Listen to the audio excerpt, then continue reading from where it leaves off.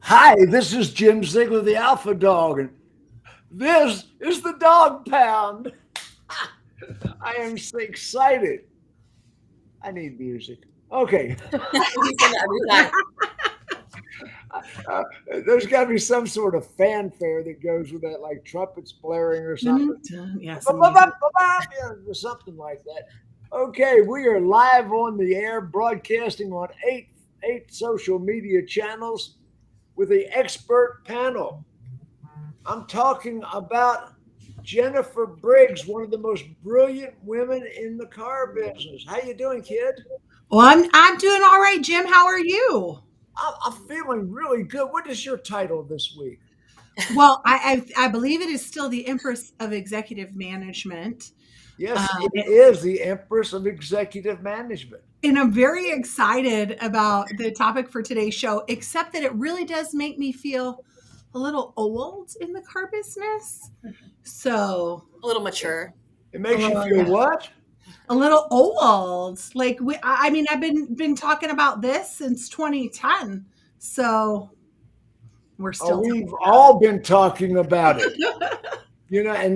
But it's starting to become a reality, or at least they're attempting to make it a reality. And I'm getting mixed reviews. I've talked to a lot of people the last couple of days.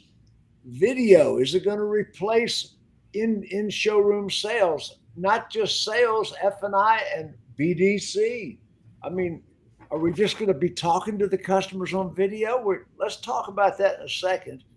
And what is your title this week, April Simmons? I think you went with the Duchess of Productivity. So Duchess of Productivity. I love that. Considering the stacks on my desk right now, I think it's a good title. I feel pretty good about that. Owen Automotive in Phoenix, Arizona, the Duchess of Productivity. We should have attended the coronation last week with all these titles, The only crown. Fancy. Yeah, we could at least that in the back of the audience with Prince Harry. To get in and out. Oh, what can I say? And the curmudgeon himself, the mad Russian, the king of reinsurance, directly back from Agent Summit, my good friend Max Zanan. How you doing, Max? I'm good, man. It's good to be back. I skipped, the last show because I was in Vegas. We missed you. I'm back in full effect. Okay. Well, you and I have talked about the subject, and you're going to disagree with me on just about everything. So, No problem. Nothing has changed. Now, the king of neutrality, my good friend. Directly back in the States from Canada, my good friend Jason Harris. Hey, big guy. Turn your microphone on, Jason. He was being all considerate and muted. Yeah. I didn't say He's the most considerate of all of us, right? I didn't say the king of technology, you notice. I was going to listen. Last week it was me. I had two laptops running, had to switch back and forth. Here we go. There he is. There we are. Look at that. How you doing, Jason? Now that you got your technology working. I know. Now I got my tech working. No, I'm looking forward to Max disagreeing with everything we say today. So this is gonna be fun.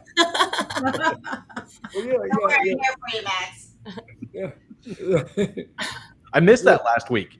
It was. There was too much logic and There was like ideas that we could bring to. That's why I didn't come on. And Jennifer, we didn't agree on everything, did we? We were offsite. We didn't. Without Max, we had a lot of actionable content. We did. Okay. We might name Max the Lord of Negativity. He's not negative. I don't think Max negative. No. No. Just devil's advocate. Devil's partner, and she's the only one who didn't defend him that time. She was like, "Nah, he's right." And the queen of BDC, another brilliant woman. We got some brilliant women on this broadcast. By design. Yeah. I identify as a woman. Do you? Do you really? Oh, Max. I noticed your pronouns are behind your name. Right. Thank you. She, I her. thought your pronouns were Wu Tang. She, her. I thought Wu Tang. Come on, guys. We don't want everybody to think you're not smart right off the gate. No. Okay, well, Max has gotten woke. Okay.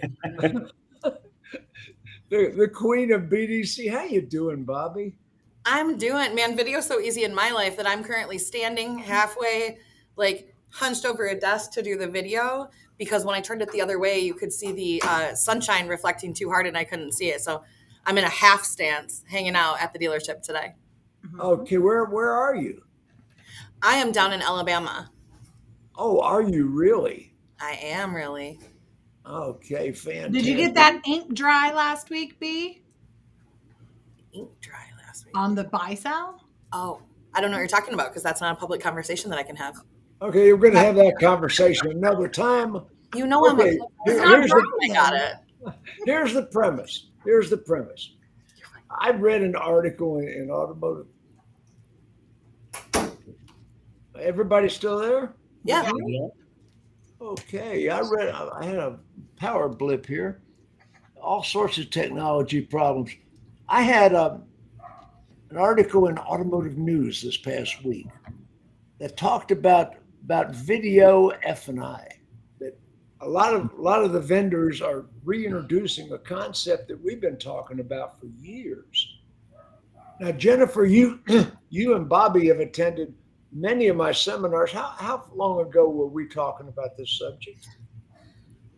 Well, I mean, little flip cam. Remember the little flip cam? Yeah, because it was, I mean, you introduced the flip cam to the auto industry a couple of years before I found it.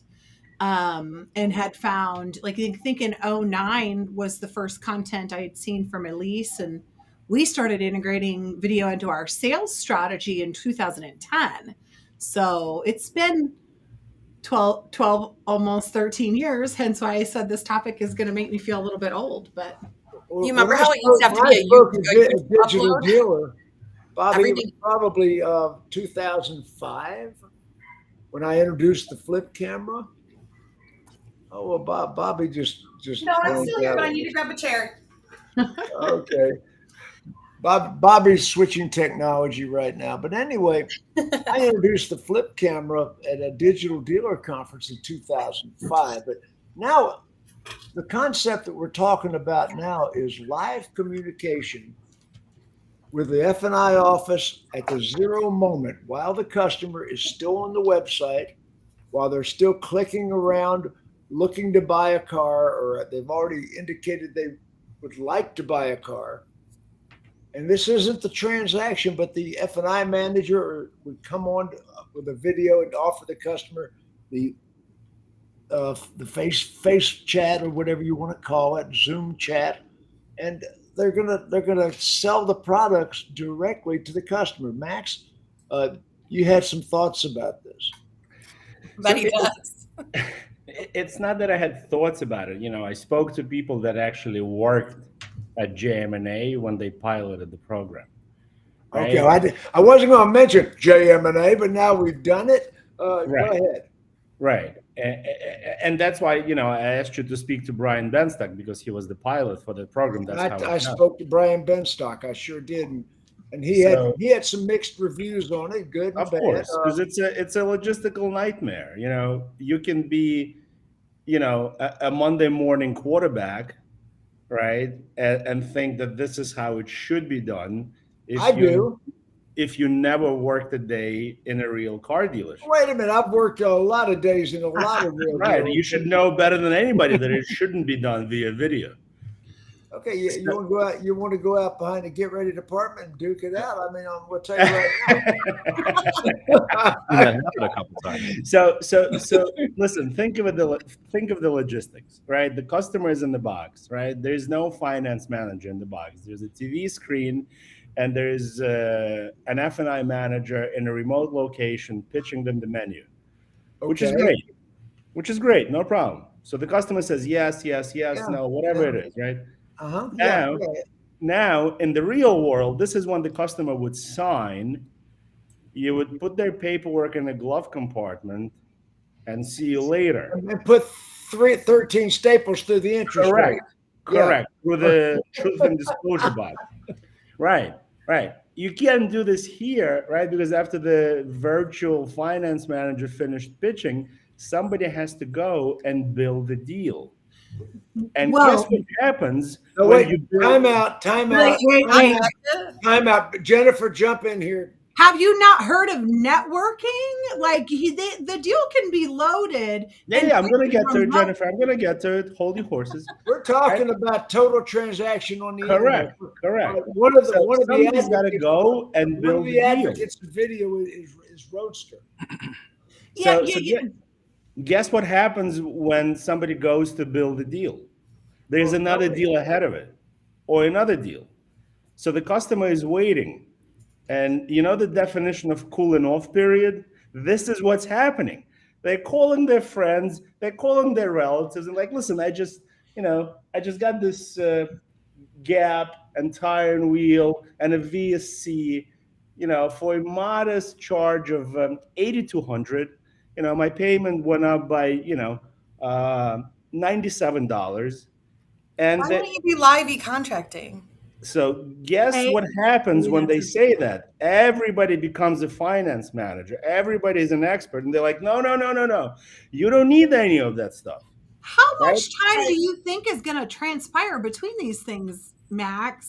I want to say no less than 15 to 45 minutes.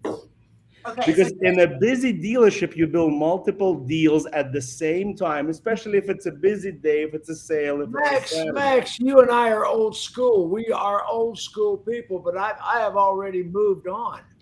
I believe this is going to roll over us if we don't go with it. Okay, you have to look at the reason why. Okay. I believe like everything else, and I'm going to jump in here, that it is going to be partial. Do I think that video F&I has a place? Yes. Do I think that it happens in the consideration phase of buying a vehicle? Absolutely not. A, you're not going to get finance managers to do it. And B, it goes exactly what Max is just saying. If we pre-sell this stuff at the numbers of close, there's no excitement in the vehicle, no excitement of actually getting the vehicle. That's the time when we sell the extra products, is at that space. And that's when it needs to still happen. Yeah. I do, however, think that there is a great opportunity for video F&I in certain areas. One, if you're doing out-of-state deals. Two, if you have rural locations. I've looked at the idea of what if you had a group with a centralized F&I to handle your rural areas, where now you can have higher caliber of F&I managers selling, right? There you go. Now, let me interrupt you a second.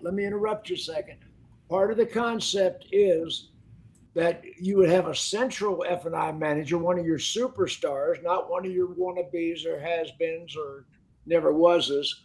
A superstar F&I manager can talk to a lot of people in a lot of different locations. You could have a centralized F&I. That's part of what they're talking about now. And yeah, I like that. But I also like, there's one other aspect that I think could work really well. Saturday afternoon, like clockwork, they're going to get buried. And you now have a situation where the finance department is 7 deep and we're holding hostage customers for hours and hours and hours. I do think there's also a capability of saying, hey, let's send this customer home in their brand new car, and then set up an appointment for, Monday at 10 a.m., Sunday at 1 p.m., whatever the case may be, to finalize their paperwork and do it at that time, so that you don't have this bad experience of time that customers have. But I still believe that 80% of the business we do today will be done the way it's still done. And I still do as well. But I'm going to say you've got to have all modalities of buying a car. You've got to have every way the customer could conceivably buy a car available. Jump in there, Jason. No, look, a tool is only as good as how well it's being used. I mean, we were doing Skype calls with clients in 2009, 2008. People wanted to purchase a vehicle. They needed a co-signer. we could do a Skype call.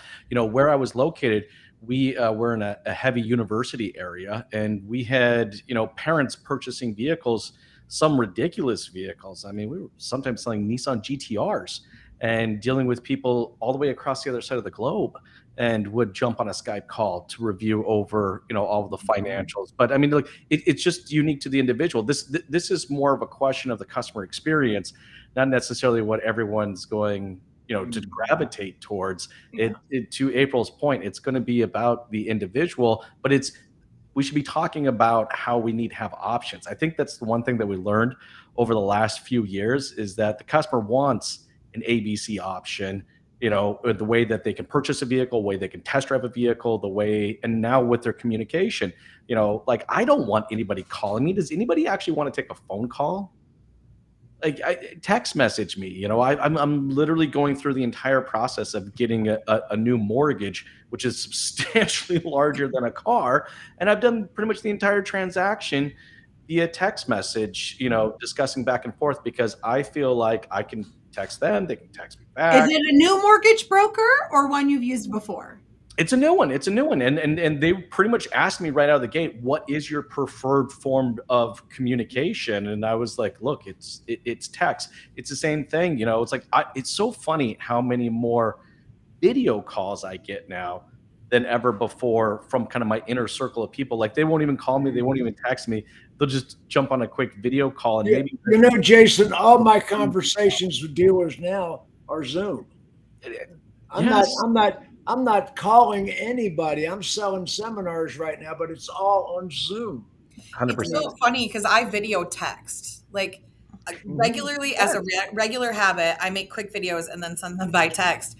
And I'm in agreement that you have to be able to do this any way that a customer wants to do it. Also, would like to just point out, though, that we're really not in jeopardy of any of the finance managers or sales managers, like, coming up and just hooking onto this technology and doing it. I don't know how many people you guys teach video to, but I'm doing it this week too. And it is like pulling teeth to create buy-in to get them to do it. So it's a light and risk, but look, we take TOs on the phone for finance, and e-contracting means a contract can be done. We're going to have to, Bobbie, we're train new people if the old people won't do it. Well, and that's what we do. And truthfully, we get a buy-in there by showing the data that shows conversion, right? But at the same time, like, I train finance managers. I know that when we go in to do training, getting them to take a phone call on a cash TO is like pulling teeth. Or return a phone call. So getting old John Roberts Sr. to jump on a video is not going to be an easy feat. And I'm not saying that we shouldn't do it. I'm just saying the tool is only as good as the people that will use it in the process. But I think it is important to make sure that we make a separation here, because Jim, you mentioned Roadster, and we're not talking about in a digital retail. And I know a lot of tools are integrating video into digital retailing, but we're talking currently about integrating face-to-face video in finance. Specifically, they're talking about that. And I want to go farther than that, because, Roadster is a digital retailing tool. Now I think they're incorporating video. I'm not getting a clear answer on that, but I think they are. I know that DriveCentric has it in the CRM. Video, yeah. Most of the CRMs do. They either have their own or they have an integration. And most of the highest converting opportunities for traffic in a store, for true opportunities, are converted through video. It's not the old school, like, go walk out and do a walk around video and send it to the customer. It's humanize yourself so that you're relatable and it's not just another conversation. I think there are two types of video that we're talking about. There's a finance manager doing the video presentation. We're talking about live interaction, not right, which video. April made a good point. If you're in a rural area or if it's an out-of-state customer, you need a finance manager be comfortable enough to do this via FaceTime, Zoom, Skype, whatever. And your repeat buyers who already trust you and love efficiency and time. Let's not forget those. Then, guys, there's also a concept of remote F&I, where, a company like JM&A does it for the dealership. So their person is sitting Wait a second. in Florida. You brought up something I didn't want to bring up yet, but you brought it up. This is going to be an employee of JM&A or a contractor of JM&A. Is that what I'm hearing? That's exactly right. And that employee is not free. You're not Oh, replacing payroll for your existing finance manager. Now, I'm not going to say bullshitski quite yet, but That's a swear word. We don't swear on here, sir. okay, well, that was Russian. Polish. Bullshitski.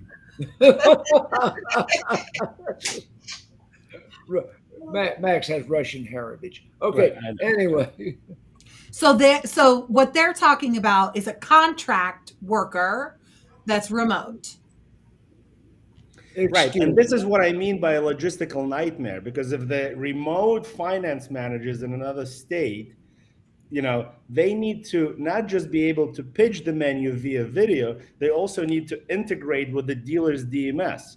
And dealer can have Reynolds and Reynolds, CDK, Dealer Track, Adam, whatever it is, right? And the menu that they're pitching, the payment must match to a penny the payment in the DMS. This is where real world comes in, right? And these connections are not easy to make, guys. And if you think it's like, oh, let me just flick my fingers, it's That's a what done I deal. do, Max. It is actually easy if you set it up the right way. I'm going to disagree, Max. This one, that is actually easy. With Yeah. the tools like Darwin and stuff, you have somebody who's actually selling the product. They use Darwin, that pushes back to if they're going to still sign the paperwork at the dealership level, and that contractor is only taking care of the selling portion, then I could see it working. If they're responsible to also take it all the way to the finish line, then I think you have a logistical nightmare. So I think you got a lot of VPN setups in that last scenario, April, which does add a layer of complication, but it also would provide a layer of security for the dealer versus that third-party contractor. Now, as far as getting it to match to the penny, Max, I'm not saying that a lot of the systems across the country don't, because nobody set them up the right way. But if you actually take 5 minutes to do it the right way, it will work. I do it with all my clients. It's very important. I was actually kind of laughing because, the desk is already going to have, most of the information for that deal built in the desking system, which in a lot of stores is in the CRM or the DMS. Then you've got the finance manager that's going to be presenting. The products push back. You have the vehicle information pushing from one side. You have the products pushing. Everything goes to the DMS. And even if you had to have a VPN set up for that person in the virtual box to push a button to print to a network printer, that's the only complication I see is for actual wet ink printing, because it would require that VPN. Not every state will allow e-contracting. A lot of states require wet ink signatures. at least for the title paperwork. Yeah. Yeah. And let's talk about the other part of this thing is that you've got the we're talking just F&I, but I can see this going into the BDC. I can see this going into the sales manager selling the car. What is I think it's already in the BDC. We already use video like it's our job. If anybody needs to know how, I'm talking about live Zoom conversations. Yeah. So remember, we've talked about Auto iPacket, which is a conversion tool on a website that has a Zoom integration, has had a Zoom integration. I've been using that on my Highline stores since before the pandemic. If not just loose, there definitely is live video. When we were with Cardinale, we had our own video chat on the website. You and I spoke about that yesterday. Yes, we did. Yeah. I'll give you a real live example right now of a whole sales team that can do it. So Ashley Church's store, VW of Marion, which I will only name drop because she would be fine with giving the real information to a dealer who wants to know this. They went 100% Zoom during the height of COVID in pods from home. They had sales meetings by Zoom. They did finance by Zoom. They did all of their. Zoom was born of the pandemic. But what I'm saying is they fully ran a dealership operation successfully for months using Zoom. And although everybody's returned back to the dealership and they're offering both options, they still offer those options to customers regularly. That is what it's all about. Zoom was born of the pandemic. Jim, before we leave the finance office for this technology, I would like to just make note and make a reminder that June 23rd is the deadline for the extension of the FTC safeguards rules. So if you are considering integrating a technology such as this for your finance office, you better update the required documentation for the FTC safeguards. I mean, you already have only until the 23rd of June to get your documentation together to begin with. And if you are going to integrate it, that would need to be updated. And I don't know, again, I've not evaluated. Some of these are newer technologies integrating some existing chat partners. My number one concern with that would be the transcript not being secure from a finance conversation. So a couple things to think of from a compliance standpoint before we jump out of the finance office. I also, Jim, want to say that, Zoom was born during COVID and it also died after COVID. If you just track their stock price, you will realize that people are not interested in video conversations. Well, They're it's interested not in that they belly-to-belly were forced to interactions. use it. They were forced. And right, they were forced to use it. Exactly. That doesn't mean they're not interested. Given a It's choice, just, given a choice, they're not interested in that. And I think every one of you can confirm the fact that customers went to the dealership physically. They walked, they took a car, they took a bus, right, and bought a car belly to belly. So, I think that's correct, Max. Nobody's arguing with that. But okay. the point everybody seems to be missing. I'm going to argue with it. And here's why. Bobby, Bobby, I can argue with it. and here's Bobby, why. let me cut your Throw out microphone. data. I was speaking, Bobby. Hang on one second. I'm going to give you a turn, Bobby. One thing we're all missing is that this is the alternative. This is when people are going to totally transact on the internet. They're going to watch a couple of funky videos, which they don't watch, and then nobody's going to sell them F&I. Or at the 0 point when they're ready to transact, these are the people who are totally buying the car online. Now, you mentioned Brian Benstock. He sells a hell of a lot of home deliveries where people totally transact online. There are dealerships that do that. So what is the alternative? Either the F&I manager can jump in there with a video and sell them some things while they are transacting and buying a car, or we can let them watch a couple of videos, which they don't watch, and still buy the car with no F&I sold. That is the alternative. Well, see, this is the problem with our industry, is that we say everything's either left or right. Like, guys, come on. There's no left or right here. It's like it's literally up to user. All right. I need to be able to be flexible as a consumer to choose how I'm going to engage with you, when I'm going to engage with you, how often I'm going to engage with you. Like, I mean, guys, look, I come from the automotive space of the 14-point walk around and forcing the customer to hold open the hood, not using the latch, so that I maintain control of the entire presentation. That this shit's gone. It's done. It's done. It's all in the consumer's hands. They can decide how far they want to, like how they want to engage with us, when they want to engage us, and what medium they want to engage with us. And it's our responsibility as dealers to meet, all right, their expectations. Their expectations is that we don't have one choice of engagement, but we have 5 choices of engagement. What's your flavor today? That's how we're going to communicate with you. Have it I just your want way. to point out that the bottom right corner, is the woke corner.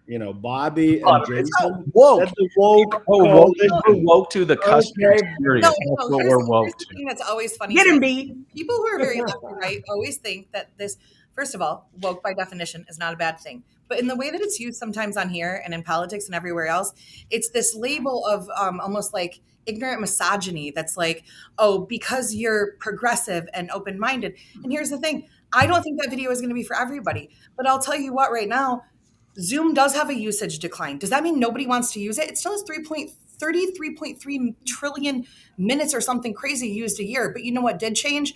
Every public school in the country that closed down during COVID used Zoom. And now the schools are back open. So some things have changed, but there's multiple different meeting sources. We're on a version of Zoom right now. We're not standing live in a conference somewhere. If we wanted to sell a ticket to this conversation, we could. If somebody wants to watch it later, they can. But the difference is we gave them a choice. That does not mean that we have to be ignorant to all the options that are available to people.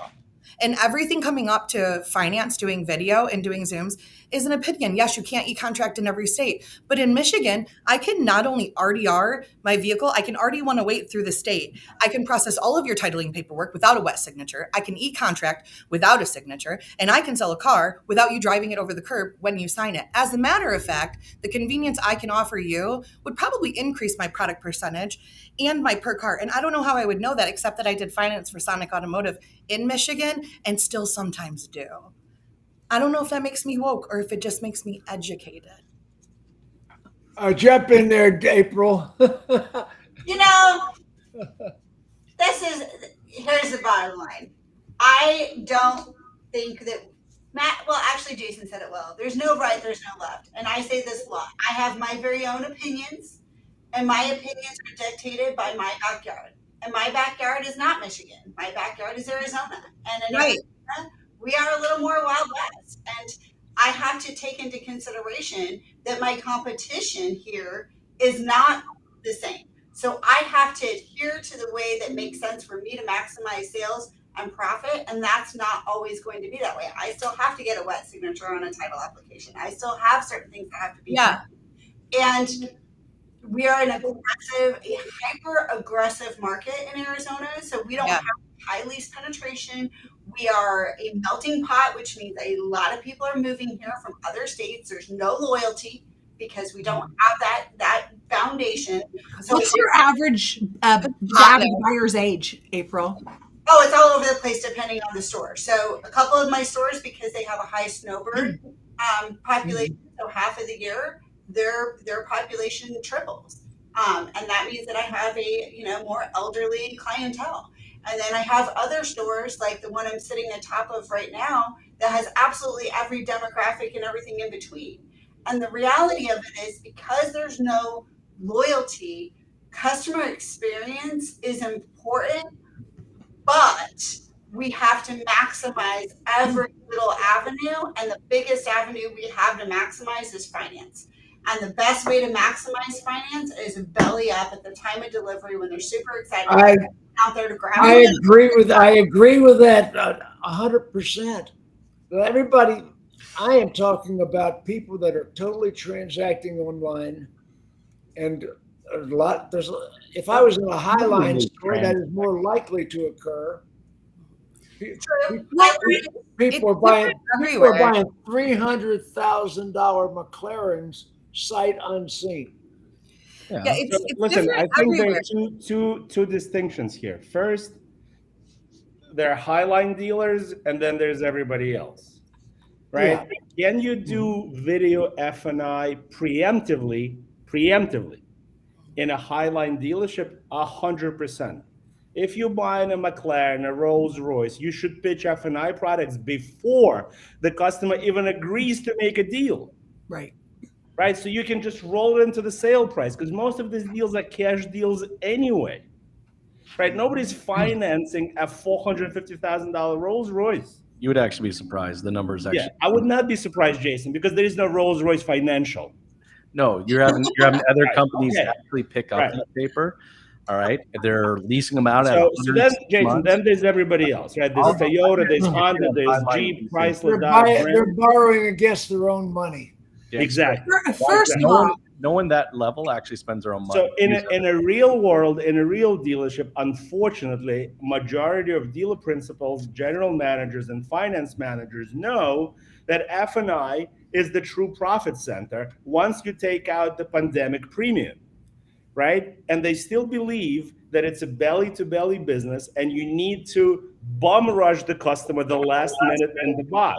That's why there's zero information on majority of dealers' website when it comes to F&I products, right? This is a hard reality, guys. You can be, in a fantasy world thinking that this is how it works, but in the real world, they walk you into the box, right? You have the best closer in the dealership, pick up $2,000 to $4,000 to $5,000 in the next 20 to 25 minutes. Something that your useless salesperson couldn't do in 6 hours. So why do they physically have to be in the box, Max? Because it's control. You can't get to the box without the useless salesperson closing the deal. Right. it's So the funny useless because- salesperson will have to lowball the customer to get them in the box. It's funny because some of the things that we talk about in here, I always laugh when we get off because I'm not advocating that we do this with finance or that we don't. I'm just saying we can. There's very little 100%. stopping for it. We can. Bobbie, we can do many things. It doesn't mean we should. That's how we make fantasies reality, Max. I'm a dream chaser over here. I'm an idealist and a realist, and I bring a little bit of fantasy to your life. Like open up your mind a little bit, Max. It's fine.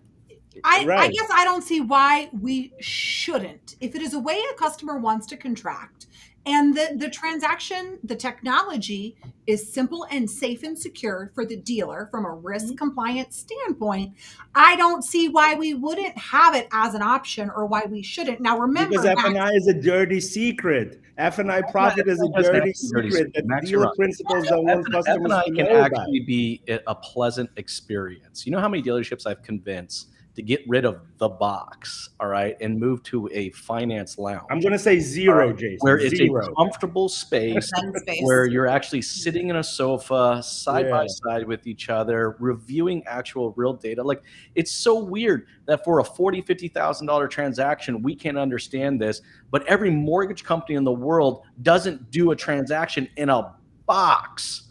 It doesn't exist in maybe like this box right here, right?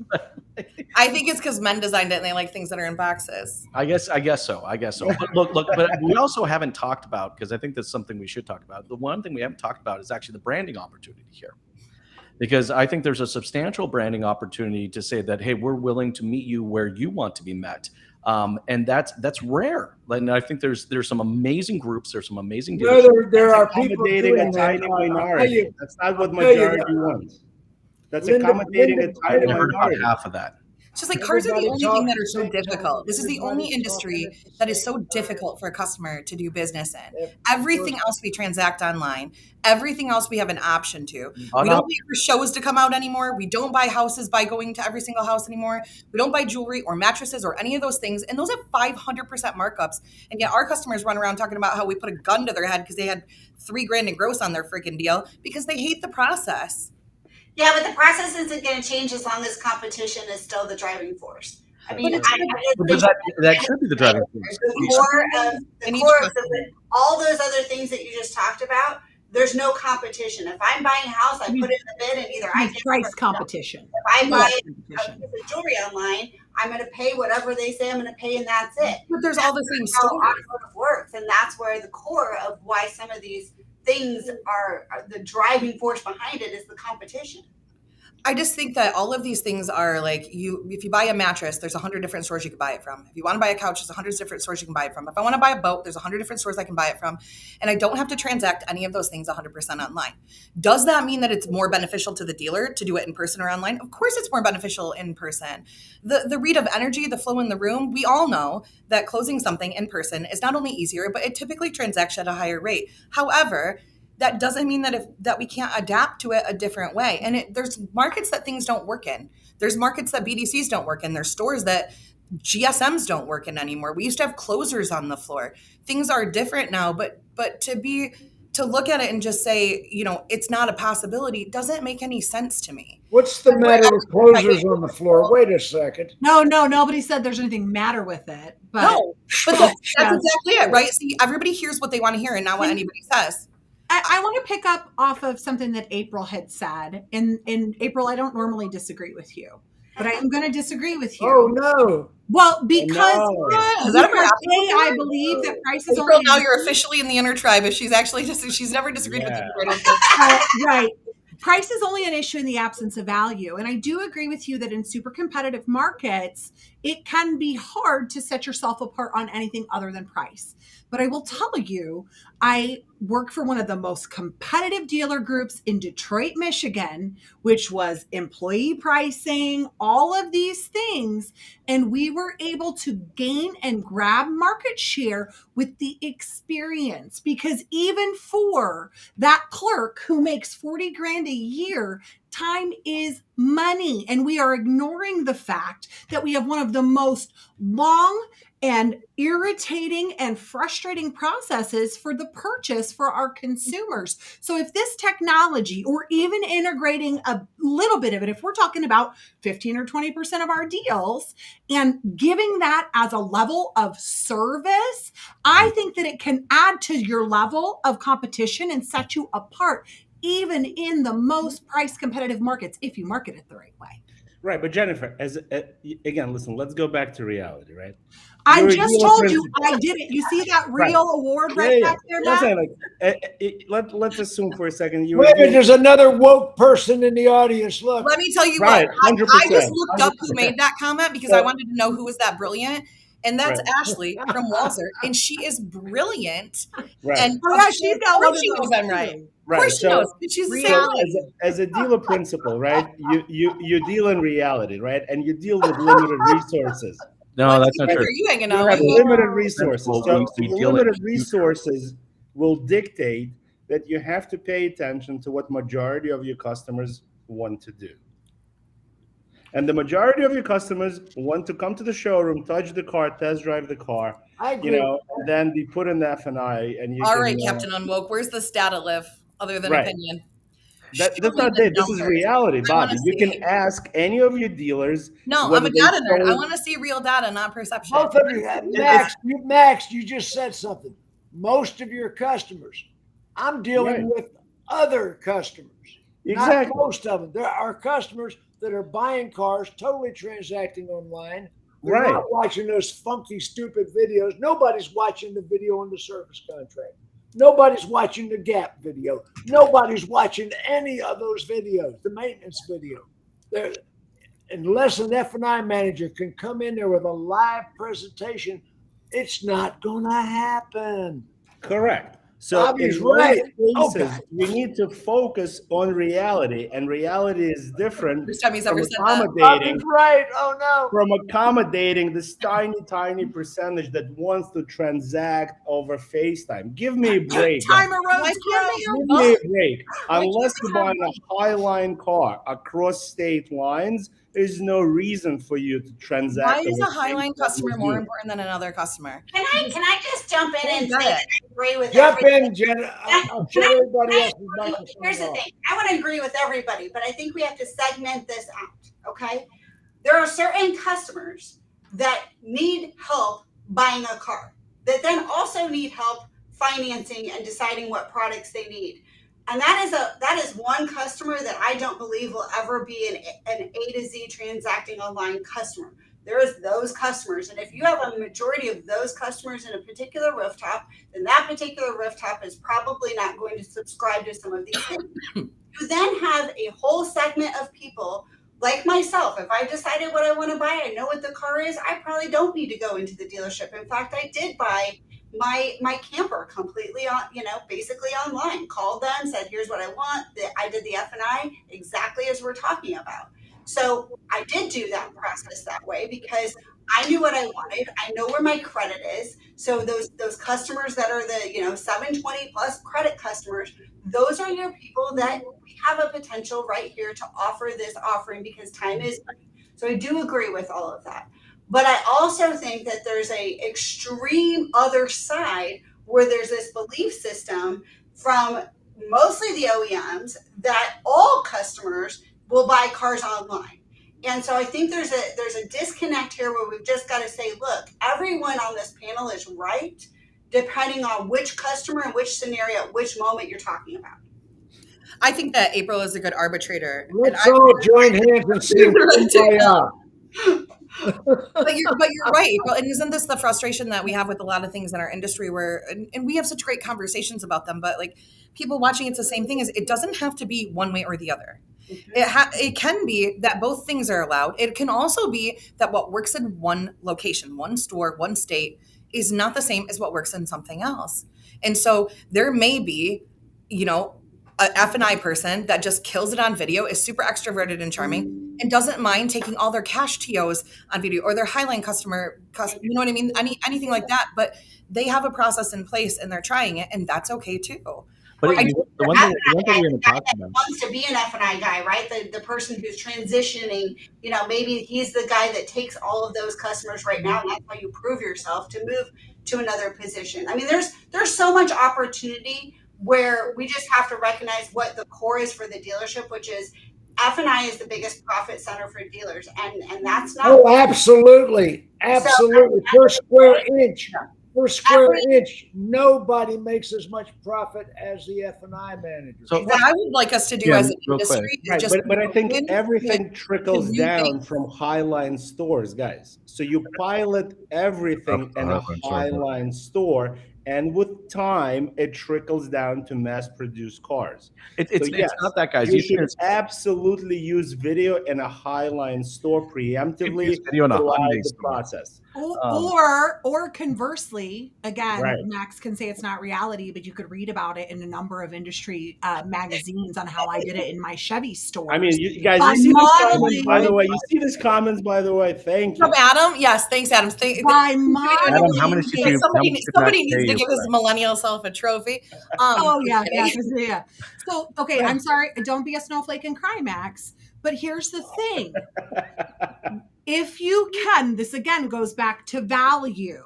We've all lost you our can minds. take, and I took a customer package, a value proposition that we layered on, and I modeled it from a Highline store, and I implemented it across 5 Chevrolet stores, 2 Hyundai stores, and a Kia. So if you want to talk about mainline, let's talk about mainline. And it gave us the competitive advantage because those Chevy customers got treated like an Audi customer or a Mercedes customer. It was a differentiator. And I'm not saying 100% model. What I'm saying is it is not that much of an expense to integrate technologies like that to give your customer a different kind of experience. And again, I will bring this up just like we do when we talk about transacting online. If all you're thinking about is what is it up to now, like somewhere between 3 and 5% of registrations that are end-to-end online, and you're not in April, I know in your market you don't have, in some military markets you don't have a loyalty database, but if you're not actively marketing loyalty through your database with a button that says, talk to me now about turning it in, talk to me now about extending your contract, talk to me now about this, and launching directly into a live video chat with your finance team, you are missing money and leaving it on the table. You're going to have a video channel. Now, I'm saying Max is 100% right. Your best opportunity He's is not wrong on a lot of that. in the F&I. It's crazy, right? Every show, I'm 100% right. Let's not get crazy here. Okay. I'm gonna grab a minute. Wait a second, folks. That is your best opportunity to make maximum profit and maximum customer satisfaction. Absolutely. Because we're not going to hammer the people into buying these products. We're going to use finesse. We're going to use your conversation. But I mean, still, we're going to offer it 100%. there are those customers that aren't in the dealership that I need a video conversation with. Do I agree with JM&A with a third-party F&I manager centralized somewhere?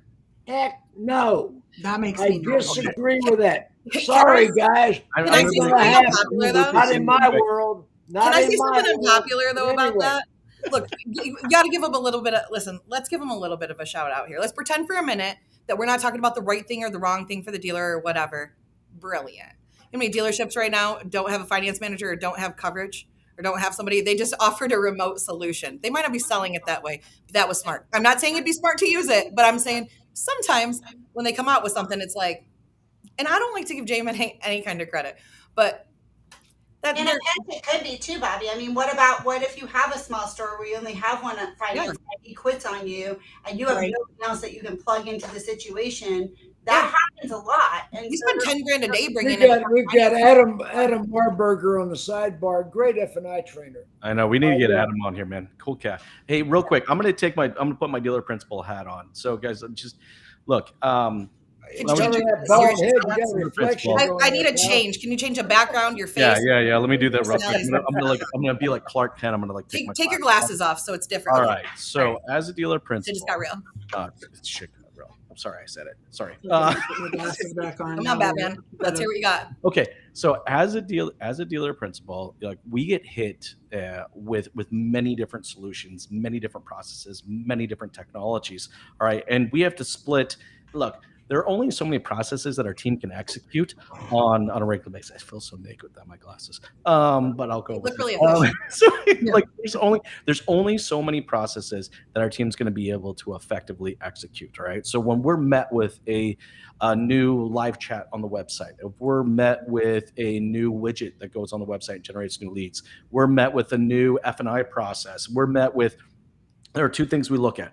There's the operational value, okay, and then there is the perceived value. And that is the one thing that we haven't talked about. And dealer principals actually have to calculate both of these, okay? Because sometimes the perceived value can actually outweigh the actual operational value.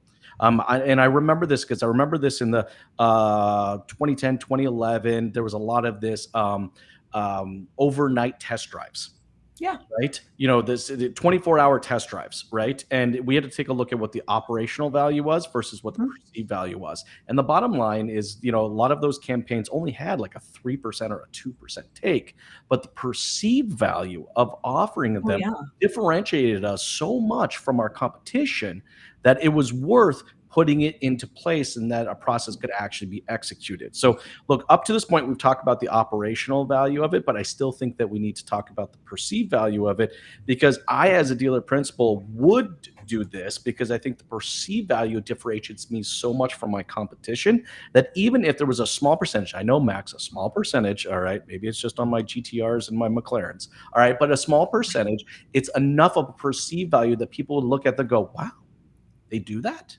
They offer that? Mm-hmm. All right. Well, the other guys don't do that. We should check out these guys versus we check out the others. That's a great point. I feel like that's what I said a minute ago. It's a great point. Yeah.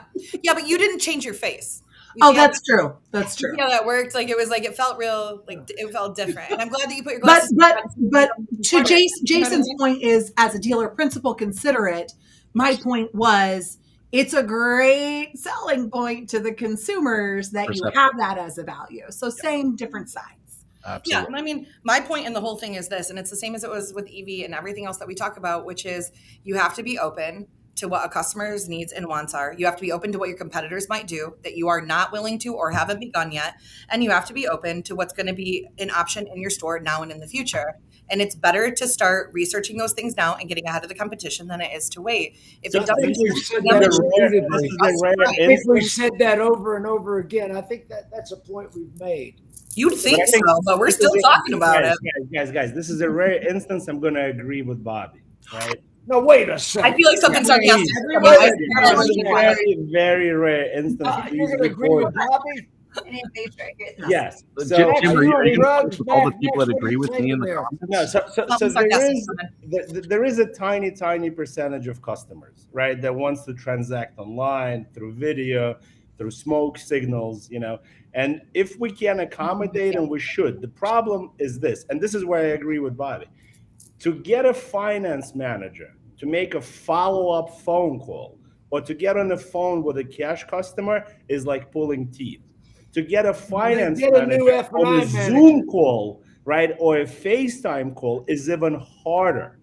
Get a new F&I manager. Or send your existing ones to Jim's training program. Let him finish, people. He said he agreed with me. Okay, let's let him finish that point. It all comes down to job descriptions, right? And if when you hire a finance manager, you explain to them in their job description, they have to contact customers by phone and by video. And in their pay plan. In their pay plan. Exactly. And then the pay plan as well. Yeah. And integrate that into your interview process and ask them to make you a video of them presenting the menu and send it in before you do an in-person interview. We've been doing this with internet salespeople for almost as long as we've been talking about video. So just for fun, I would be willing to challenge Max to any in-store location that's willing to let us do it. To you run finance box and I'll run the other one and I'll do 100% of mine by Zoom and you do 100% of yours in person and let's see. And I will wipe the floor with you. I will wipe the floor with you. I so want to see that. I love it that you think so, but where I'm good at a lot of things, like finance is still my favorite position that I ever worked in. Oh my God. I'm going to wipe the floor with you, Bobbie. Max is going to wipe Challenge the accepted. floor with you, Bobbie. How about whoever wins pays the other person's travel expenses, and I'm not paying for you to come from Spain, Okay, so I'm definitely going to win. So anybody out there watching and listening right now, okay, we have Max on one side, we got Bobbie on the other. And All right. in this They corner, will come to your dealership for one day. All right, it's going to be a Saturday, and they're gonna work the box for you. All right, head to head. I'm going to come in, document the whole thing. If you're watching and listening right now, and you're interested in participating in this, hit me up. We're going to make this happen. Yeah, Max, you're going to lose. but I'll tell you what. In that day, I'll run the BDC, the sales desk, and the finance office. Just Oh because my I God. can. No, I'm just kidding. I mean, I don't want to be cocky because that's just not good. But I would love to do something like that because look, here's the thing. I do think that we need both, but also I would love to show people what it looks like in real time to have two different finance managers who don't want to do it the same and how you could actually make it work. And that is a gift that we would give to the audience. You know, we're on a platform right now. We're talking about evolution. We're on Restream. And does everybody know, Max, do you know what Restream evolved from, what it used to be? I have no idea, Jim. It used to be called Periscope. Do you remember Periscope? Remember Periscope? Well, this is the remnants of Periscope now. It's Restream. Everything To be evolves. fair, Periscope was Everything only around evolves. for a short period of time. I wish I could see who made that comment. That's the Facebook user that must be in the Alpha Dawg group. I wish I could see that Right, fast that enough. It's Facebook gotta be user is somebody so out who's of worked touch. in a Right, store that with Facebook user doesn't know that I derive 100% of my income from F&I, unlike Bobbie. I'm a closer. In case you didn't know, I derive most of my commission-based income on my agreements with my clients off of commission, and that includes in finance offices. So, Hey, I just think it'd be fun. I think Ashley we'd learn a lot from Cavazos you. on the We'd learn a lot from sidebar me. too. We'd learn a lot from each other. I think it would be a win-win. We got Ashley Cavazos in the audience. Hey, I don't know. I take where did Ashley land, April?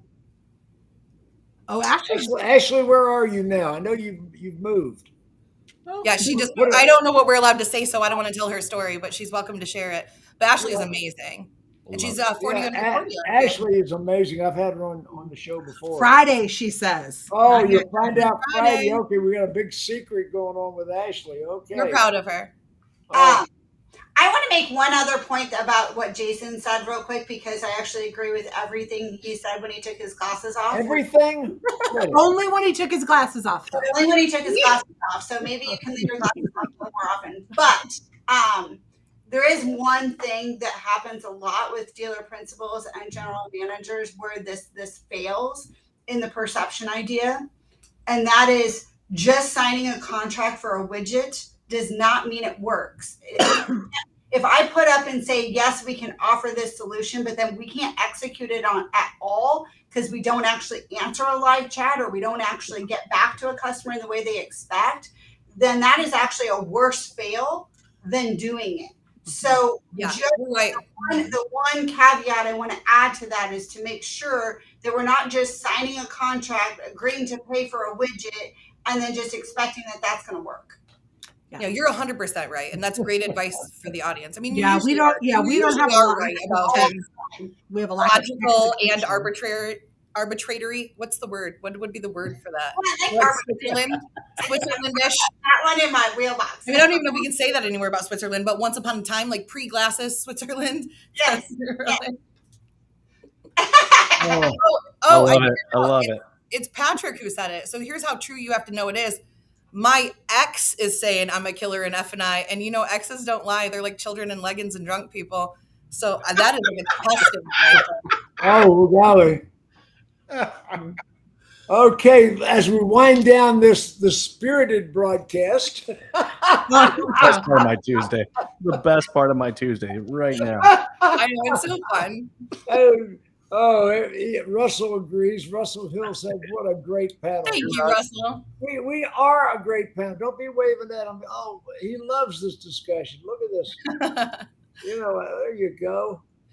We've been Anyway, having fun because Jim's been a captain instigator the entire time. no. You know what? Jim said just enough to set everybody off. I loved it. Jim, this was probably one of the best episodes I've seen you just kind of like, poke. Yeah, Bobbie is so woke, according to Max. Well, before we let folks I'd all the rather way be out, woke than Jim be Ganther quiet. did He's clarify sleeping. a date, guys. I want to talk about, just bring it back to the whole safeguards deadline is the 9th of June. Of June. I said June 23rd, which really was 2023 because it was a 6-month extension of that deadline. June 9th. And if you don't know, there's a group that doesn't exist online that I was posting that checklist for. Yeah. I mean, that's how Jim Ganther. That's how you know Jim Ganther is watching. Yeah. So I just want to make sure anybody listening knows it's the 9th of June. You got to get that. Safeguards, June 9th. Okay, everybody.